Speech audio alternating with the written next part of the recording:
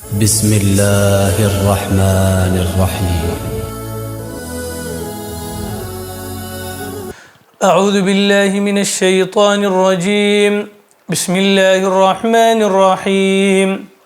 والعاديات ضبحا فالموريات قدحا فالمغيرات صبحا فأثرن به نقعا فوسطن به جمعا إن الإنسان لربه لكنود وإنه على ذلك لشهيد وإنه لحب الخير لشديد أفلا يعلم إذا بعثر ما في القبور وحصل ما في الصدور إن ربهم بهم يومئذ لخبير.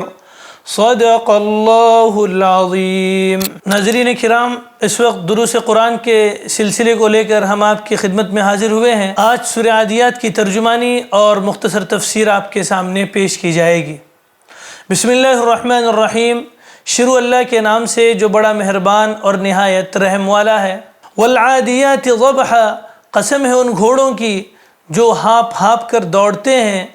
فالموریات قدحا، پھر جو اپنے ٹاپوں سے چنگاریاں اڑاتے ہیں. فالمغیرات صبحا، پھر صبح کے وقت حملہ کر دیتے ہیں.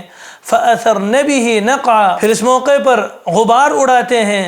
فوسطن به جمعا، پھر اسی وقت کسی جمگٹے کے اندر جا گھستے ہیں. ان الانسان لربه لکنود، حقیقت یہ ہے کہ انسان اپنے رب کا بڑا ناشکرا واقع ہوا ہے. وَإِنَّهُ عَلَى ذَلِكَ لَشَهِيدٌ، اور وہ خود بھی اس پر گواہ ہے.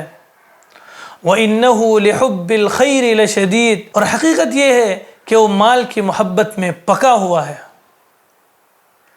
أَفَلَا يَعْلَمُ إِذَا بُعْثِرَ مَا فِي الْقُبُورِ، کیا وہ نہیں جانتا کہ قبر میں جو کچھ ہے اسے نکالا جائے گا.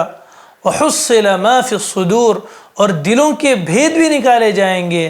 ان ربهم بهم یومئذ لخبیر، یقیناً ان کا پروردگار اس دن ان کی حالت سے، ان کی جو حالت ہوگی اس سے باخبر ہوگا.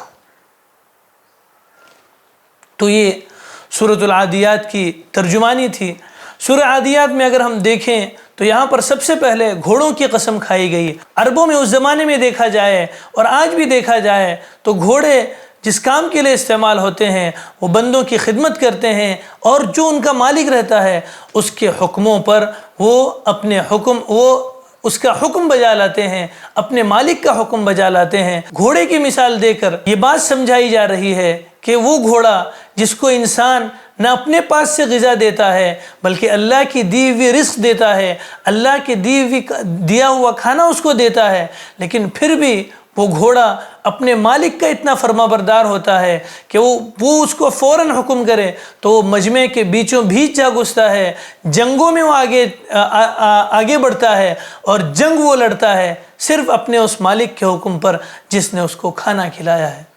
لیکن اس کے ضمن میں اگر دیکھا جائے تو انسان جس کو اللہ نے ایک منی کے حقیر قطرے سے پیدا کیا، ایک پانی کے بلبلے سے پیدا کیا اور اس کو تمام چیزیں دی، بولنے کی صلاحیت دی، عقل کی سوچنے کے لیے عقل دیا اور اس کو شعور دیا، یہ تمام چیزیں اس کے پاس ہونے کے باوجود وہ اپنے رب کا کتنا ناشکرا واقع ہوا ہے.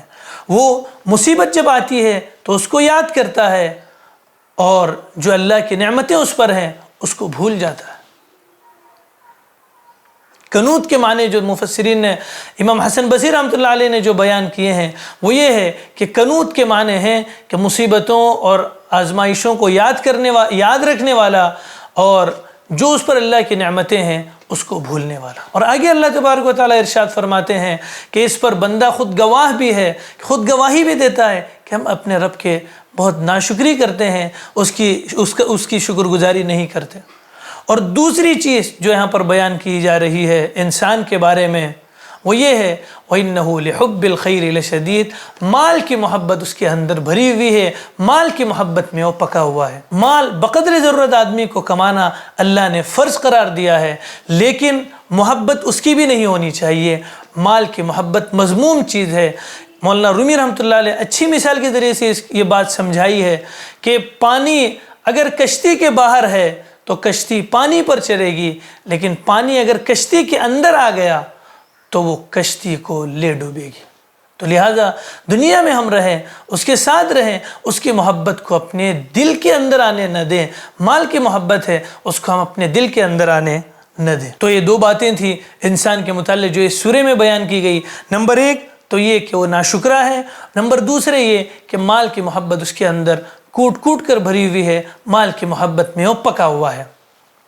اور اس صورت میں جو گھوڑوں کی قسم کھائی گئی ہے، یہ قسم کھانا اللہ تبارک و تعالیٰ کی خصوصیت ہے۔ ہم ایسی چیزوں کی قسم نہیں کھا سکتے، ہمارے لیے ناجائز ہے۔ تو یہ تھی سورہ عادیات کی ترجمانی اور اس کی مختصر تفسیر۔ اللہ تبارک و تعالیٰ ہمیں قرآن مجید سمجھ کر پڑھنے کی توفیق عطا فرمائے۔